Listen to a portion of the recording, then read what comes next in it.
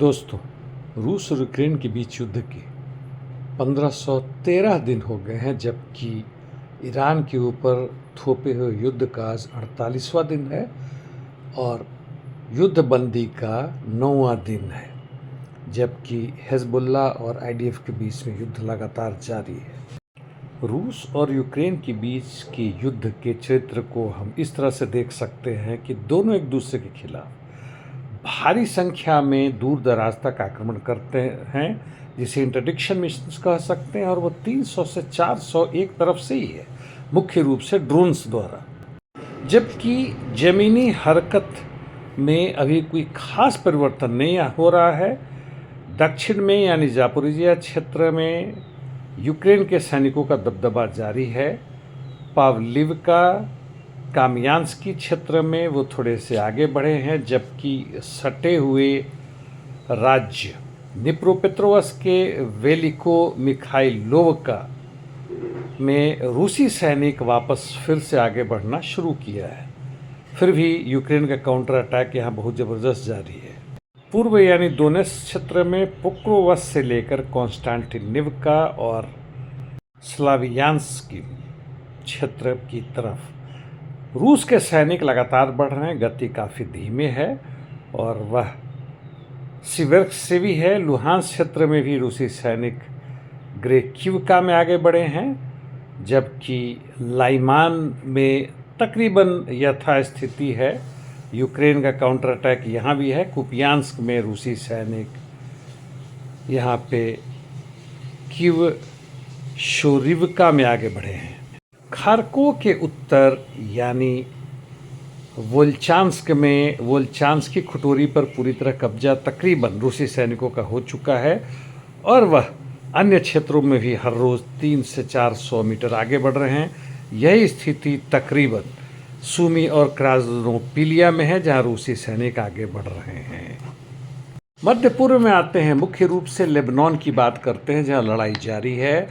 यहाँ आईडीएफ का ground attack जारी है दक्षिणी लेबनान में, और बॉम्बिंग भी बहुत ज़बरदस्त जारी है लेबनान के अन्य क्षेत्रों में, मुख्य रूप से बेका डिस्ट्रिक्ट तथा आसपास के इलाकों में।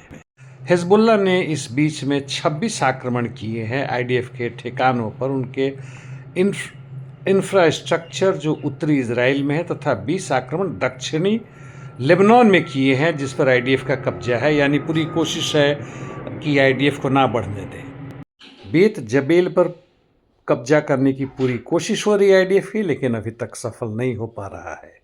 इस बीच में इजरायली सिक्योरिटी कैबिनेट की मीटिंग हुई, जिसमें तलाशा जा रहा है कि अमेरिका की अध्यक्षता में, जिसमें लेबनान की सरकार भी शामिल है, युद्धबंदी को कैसे अंजाम दिया जाए।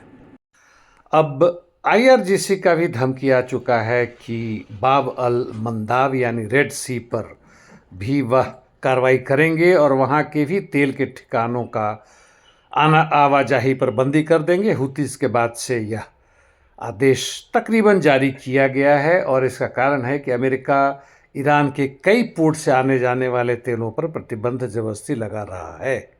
ईरान और अमेरिका के बीच में भी युद्धबंदी जारी है। वैसे ऐसा लगता है कि ईरान ने शाहिद 136 का इस्तेमाल कर ईरानियन कुर्दिश में वहाँ पे आक्रमण किया है, जो इराक में है, और काफ़ी संख्या में वहाँ के लड़ाकों को मार दिया गया है। एक खबर के हिसाब से ईरान पूरी तरह से रीऑर्गेनाइज कर रहा है, कोशिश कर रहा है। लॉन्चर्स जो उसके ध्वस्त हो गए थे या अंडरग्राउंड था, जिसके बमबारी के बाद से बाहर निकालना मुश्किल हो गया था, फिर से उनको कर रहा है। अपने बैलिस्टिक मिसाइल्स को भी फिर से रीऑर्गेनाइज कर रहा है तथा नए नए भी बना रहा है।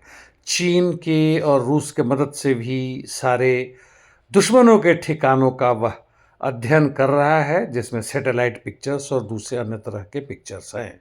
हालांकि ट्रंप ने पता नहीं कितनी बार कहा है, फिर से कहा है कि मेरे हिसाब से युद्ध अब तकरीबन ख़त्म हो चुका है और अमेरिका जीत चुका है, ईरान हार चुका है, वगैरह वगैरह। लेकिन अभी भी पूरी युद्धबंदी की संभावना कम है। देखते हैं कि इजराइल कब अपना आक्रमण लेबनान पर रोकता है, और अगला शांति वार्ता संभवतः पाकिस्तान में ही होगा। लेकिन कौन कहाँ पे झुकेगा कहना मुश्किल है। जहाँ तक अमेरिकी और इजरायली कोशिश है कि संवर्धित यूरेनियम को ले ले जो ईरान के पास है, वह संभव नज़र नहीं आ रहा है। ना ही उसके बैलिस्टिक मिसाइल्स पर यह रोक लगा पाएंगे और ना ही वह अब स्ट्रेट ऑफ हॉर्मुज को परमानेंट छुड़वा पाएंगे। वहाँ पे अब आने जाने वाले जहाज़ों को टोल टैक्स देना ही पड़ेगा। ईरान ये अपना मन बना चुका है और ना ही उसमें वो शेयर देने वाला है अमेरिका को किसी भी तरह से।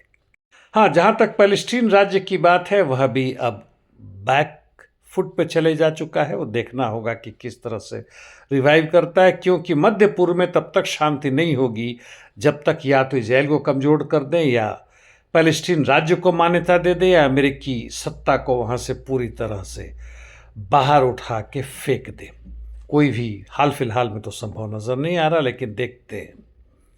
भारत में मजदूरों का दिवस आंदोलन चल रहा है, इस पर रिपोर्ट मैं बाद में करूंगा या कल करूंगा। आज के लिए इतना ही दोस्तों, कल मिलते हैं। धन्यवाद।